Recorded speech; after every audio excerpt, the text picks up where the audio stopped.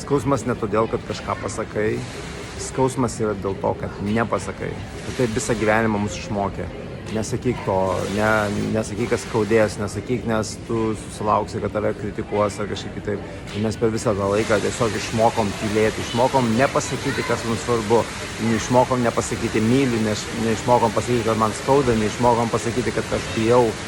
Ir visur mes beveik bandome viską pasakyti, išskyrus, kas iš tikrųjų yra, kaip iš tikrųjų jaučiamės. Ir šiandien kaip tik turėjau klientę, su kuria dirbau apie tai, su kuria pamatėm, kad būtent skaudėjo ne dėl to, kad tiksliau bijojo jinai pasakyti, kad skaudės arba kad neįskaudytų jos arba kad padarytų, kad skaudu bus. Iš tikrųjų skaudu jai buvo ir skaudu gyvenime yra todėl, kad jinai nepasako, ko nori, nepasako, kas svarbu, nepasako, kaip jinai jaučiasi ir dėl to tampa toks gyvenimas, kur realiai gyveni net ne savo gyvenimą, nes tu niekada nepasakei, kas tau įdomu, kas svarbu, kas tau patinka, ko tu bijai, ko nenori, ko tau skauda, ar kur tu norėtum tiesiog, kad tave kažkas priimtų arba paprastai pasakyti.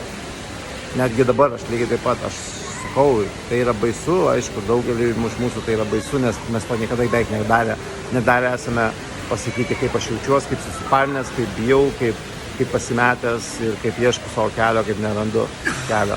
Bet kai jinai tą pamatė ir kai aš gyvenime savo pamačiau lygiai tą patį, tai yra ateina galia, ateina ramybė, ateina suvokimas, supratimas, kad žinai ką, aš visą laiką tylėjau. Ir kai supranti tą, dabar žinai ką dabar daryti toliau. Nesislėpti, nebėgti nuo to. O tai turėti savyje ir visą laiką tai turėtų būti kelrodė žvaigždė. Tai yra, ką iš tikrųjų nori pasakyti, nestabdyti. Nori pagalbą šitame visame, nori iš tikrųjų turėti tą galią, nori tą rasti. Tai yra pati gražiausia dovana, kurią aš galiu irgi kitiems duoti, nes pats tą radau. Ir viskas keičiasi, santykiai keičiasi.